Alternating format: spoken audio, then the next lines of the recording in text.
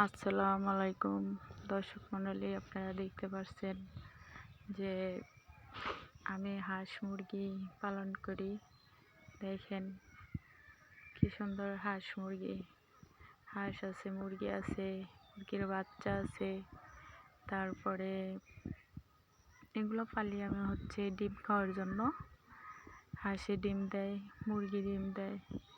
তারপরে আবার কবুতর আছে, কবুতরেও ডিম দেয়, বাচ্চা দেয়। এগুলা মনে করেন যে গোস্তও খাওয়ানো যায়, তারপরে আপনার ডিমও খাওয়া যায়। বাইরে থেকে ডিম কিনে নিয়ে আসতে হয় না, বাসায় পাললে আপনারাও পালবেন। 2-4টা মনে করেন যে ডিম কিনা খাওয়ার চাইতে 2-3টা হাঁস মুরগি পালবেন। পালতে পালতে মনে করবেন অনেক বেশি হয়ে যাব, তখন আপনারা এই ডিম আর কিনা খাইতে হইব না। গোস্ত মুরগিও আর হাঁস মুরগি কিনে এনে জবাই করে খাইতে হইব না। আপনারা পারলে ওইখান থেকে খাইতে পারবেন। সবাই বাড়িতে পালার চেষ্টা করবেন। আর হাঁস মুরগি কবুতর এগুলা সব কিছুই পালবেন।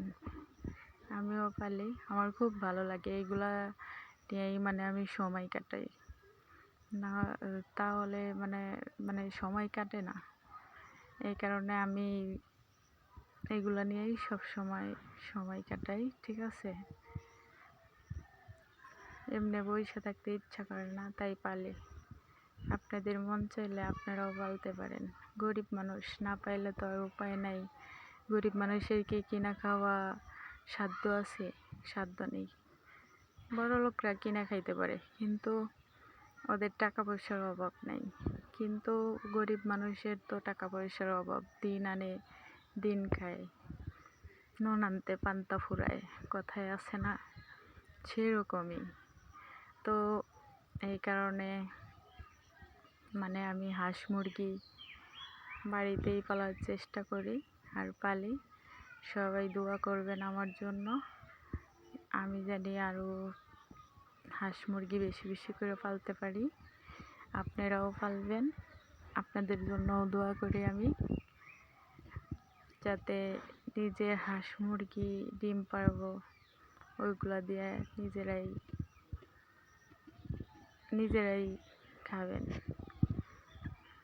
তো সবাই বাড়িতে পালার চেষ্টা করবেন।